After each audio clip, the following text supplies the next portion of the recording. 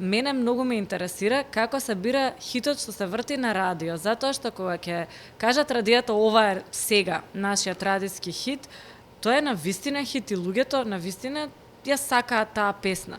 Кој е тој мајсторот што ги бира овие песни и како знаете кој е хитот сега?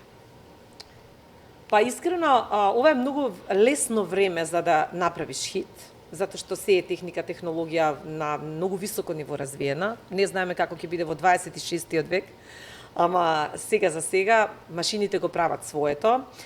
Точно може да се направи истражување што е она што го бара пазарот, кои се тие брендови, музички брендови кои што ги бараат имиња, веќе нели тој звук модерен, сите тие да кажам нови трендови кои што ги диктира новата публика. Некогаш беше многу тешко да одбереш хит, затоа што се носеа плочи од Лондон, мораше да се одеше во Virgin Records, се одеше во сите тие издавачки куќи за да можеш да дојдеш до издадена е таа песна, но кој ќе ја донесе? Јас работам во радио и Викса повеќе од 30 години, точно знаеме како беше времето кога плочите го вртеа светот на радиото и музиката. Така да искрено мислам дека сега точно се знае и може да се одреди кој тип на музика, каков тип на музика, на кој медиум, во кое време, во кој дел од денот или ноќта треба да се врти и како станува хит. Имаме толку многу веќе препознатливи автори, модерни, современи, кои што дефинитивно знаеш дека секоја песна е хит. Пример е Ширан, секоја песна која што ќе излезе од кај него веќе станува хит. Пример. Кај нас во нашите радија дефинитивно имаме одлична екипа на диџеи, тоа се најдобрите во градот и пошироко, кои што ја следат таа сцена, и клубската сцена, и нели таа радиската сцена, бидејќи различно е. Публиката? Ако пушташ значи во кафулињата каде што тие пуштаат музика, тоа е една друга публика, една друга енергија, значи одиш по целната група. Така да искрено мислам дека денеска е многу лесно да го најдеш хитот, бидејќи ги следиш светските трендови, најпознатите радиски станици, гледаш што се врти таму, се прават специјални шпалти, се прават топ листи и така натаму и нормално гледаш како публиката прави фидбек на таа музика, го вртиш тој хит, сигурно станува, се пушта 10 пати дневно, можеби или не знам 7-8 пати и потоа веќе се навикнуваш и го бараш тоа што го сакаш. Ко мала пропаганда цело време го слушаме или промотивна кампања истиот има врска тоа. Да, тоа има врска. Уствари, ајде да го препакуваме ова што го праша ти, постои секогаш, нели модерно време нуди не повеќе агли на гледање, него да надополнам уз ова за да биде поинтересно за оние кои прв пат може да размислуваат на оваа тема. Имаме како што животот се менува, порано живееле без мобилни, сега имаме мобилни и сега стварно секој ден го проверуваш мобилниот и друг ти е лајфстајлот. Така се менува и хит и достапноста на хитовите, но нешто останува исто. Ова што го зборува Марга, дека треба да осетиш, да, например, ја познам диџеј, познам многу диџеј, наши.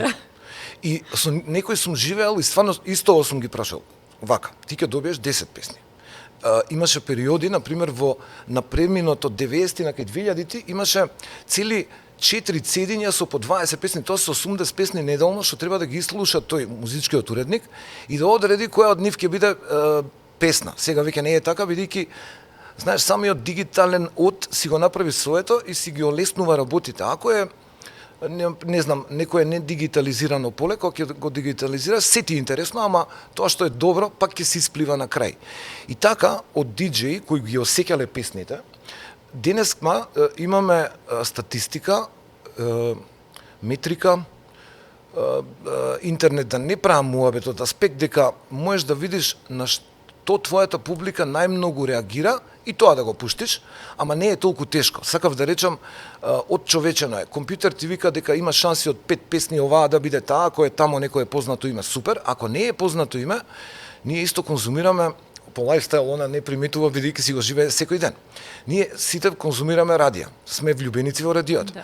Јас кога ќе видам нешто ново тренда, нема многу нови работи во светот, значи радијата се поделени на тоа што е и како жанрови филмови.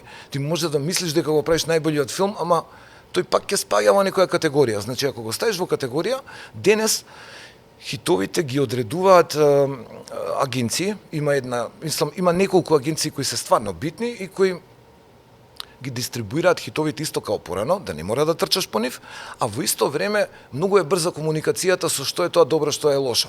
И има врска колку пати ја слушаш песната на ден. Ама не е точно дека ако пуштиш некоја лоша песна, ова со години сум го откривал, као пушташ глупава песна 200 пати на ден и дали ќе стане хит. Нема да стане хит. таа ќе биде поврзана со емотивниот набој на нервоза, дека си ја слушал 200 пати, ама нема ништо друго да произведе, ова лично ви го кажувам. Сум го проверувал. Што ќе рече дека хитот си го наоѓа своето место, а диџејот не. И ден денес диџејот не може да биде опуштен дека компјутерот ќе му каже се, пошто некој треба да го исетира компјутеров. ChatGPT збори, ама треба да го прашаш тоа што стварно те интересира и да не личи на сите исти. Се тоа е оној 5% дух што го ставаме сите индивидуално.